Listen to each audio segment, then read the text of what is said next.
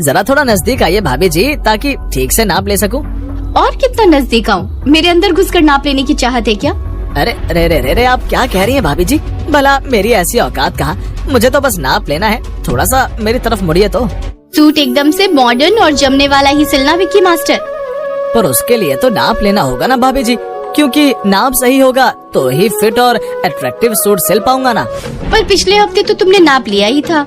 वो तो बहुत पुराना हो गया भाभी जी, नया नाप लेकर तो देखना ही पड़ेगा कि नाप कुछ घट बढ़ तो नहीं गया। अगर नाप देने का मूड नहीं है तो मत दो, पर फिर कहना मत कि सूट खराब कर दिया। अगर ऐसी बात है तो ले लो नया नाप, बट सूट एकदम से फिट एंड फाइन हो, समझे? नैन्सी के ये कहते ही विक्की मास्टर की तो जैसे लॉटरी लग जाती है। वो इंची टेप उठाकर नैन्सी का नाप लेने लगता है। वाह, क्या मस्त फिगर है। क्या सोच रहे हो विक्की मास्टर?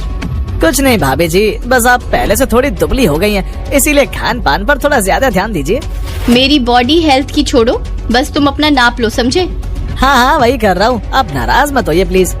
विक्की टेलर एक नंबर का बदमाश आदमी था। वो लेडीज कपड़ों की सिलाई करने के बहाने औरतों की नाप लेता और आधे घंटे से भी ज्यादा का समय नाप लेने में लगा देता। फिर बाद में जैसे ही कोई औरत नाप देकर चली जाती, वो उसके ख्यालों में डूब जाता। ओहो, क्या फिगर था भाभी जी का, एकदम से मस्त। तू तो बड़ा लकी है बे विक्की मास्टर, हर रोज नए नए फिगर देखने को मिल जाते हैं। हे भगवान, मुझे हर जन्म में दर्जी ही बनाकर रखियो। नैन्सी गायत्री की मंझली बहू थी। उसकी सबसे छोटी बहू का नाम रूपा था और सबसे बड़ी बहू का नाम रचना था। उसकी दोनों छोटी बहुएं नैन्सी और रूपा मॉडर्न थी, जबकि सबसे बड़ी बहू रचना बहुत ही संस्कारी बहू थी। एक दिन रचना गायत्री के लिए चाय लेकर आती है। पाँव लागू माँ जी। जीती रहो बेटी, भगवान तुझे सदा सुखी रखे। ये कहकर गायत्री जैसे ही चाय पीने लगती है, उसकी दोनों मॉडर्न बहुएं रूपा और नैन्सी आ जाती है। वो दोनों नए डिजाइनर सूट सलवार में खूब जच रही थी। अरे वाह बहू, सूट सलवार तो बड़े ही खूबसूरत सिलवाए हैं, जरूर विक्की मास्टर से सिलवाए होंगे।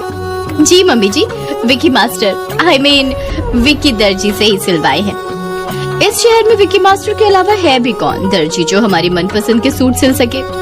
गायत्री की ये दोनों बहुएं हमेशा नए नए फैशन के कपड़े पहनती थी और विक्की दर्जी के गुण गाती रहती थी। नए नए डिजाइन और फैशन के कपड़े सिलवाने के चाव में वे विक्की मास्टर की बदमाशी को हमेशा नजरअंदाज कर देती थी और हर तीसरे दिन उसे नाप देने के लिए तैयार हो जाती थी। जरा थोड़ा नजदीक आइए भाभी जी, ताकि ठीक से नाप ले सकूं। और कितना नजदीक आऊं? मेरे अंदर घुसकर नाप लेने की चाहत है क्या? अरे रे रे रे रे, आप क्या कह रही हैं भाभी जी? भला मेरी ऐसी औकात कहाँ? मुझे तो बस नाप लेना है, थोड़ा सा मेरी तरफ मुड़िए तो। गायत्री की छोटी बहुएं जितनी अधिक मॉडर्न और फैशनेबल थी, बड़ी बहू रचना उतनी ही सादी और संस्कारी थी। वो हमेशा साड़ी पहनती और चेहरे पर घूंघट तान कर रखती। इसीलिए एक दिन गायत्री ने कहा, रचना बेटी, तुम क्यों गए जमाने में जी रही हो? हमेशा साड़ी और घूंघट में परेशान हो जाती होगी। तुम भी एक दो सूट सलवार सिलवा लो। मैं ऐसे ही ठीक हूँ माँ जी। अरे कैसे ठीक है? छोटी बहुओं को देख, रोज कैसे नए नए डिजाइन के सूट पहनती हैं। फिर तू क्यों ना पहने? हाँ, तू क्या बहू नहीं है? गायत्री के कहने पर रचना सूट सलवार सिलवाने के लिए राजी हो जाती है और फिर गायत्री अपने बेटे सौरभ से कहती है, बेटा सौरभ, ऑफिस जाते समय बहू को अपने साथ ले जाना और इसे 2-4 सूट का बढ़िया सा कपड़ा दिलाकर विक्की दर्जी की दुकान पर छोड़ते जाना। ठीक है माँ। गायत्री के कहने पर सौरभ रचना को अपने साथ बाजार ले जाता है और उसे सूट सिलाने के लिए कपड़ा दिलाकर विक्की दर्जी की दुकान पर छोड़ देता है। कहिए क्या सिलवाना है? मुझे 2 सूट सिलवाने हैं। तो फिर आगे आइए प्लीज, मैं आपका नाप तो ले लूं।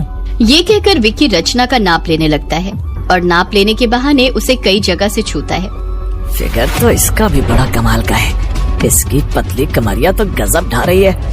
विक्की यही सोचते सोचते रचना को कई बार छूता है और रचना को उसकी गुस्ताखी समझते देर नहीं लगती। उसे खुद से छेड़छाड़ बर्दाश्त नहीं होती तो वो विक्की से कहती है, आप नाप लेने के बहाने ऐसी गलत हरकतें क्यों कर रहे हैं? कौन सी गलत हरकत है जी? मैं तो बस नाप ले रहा हूँ। आप नाप तो नहीं ले रहे, आप तो कुछ और ही कर रहे हैं। आप तो मुझे जगह जगह से छूकर देख रहे हैं। अरे ना ना, ऐसा कुछ नहीं है, मैं तो बहुत ही शरीफ आदमी हूँ।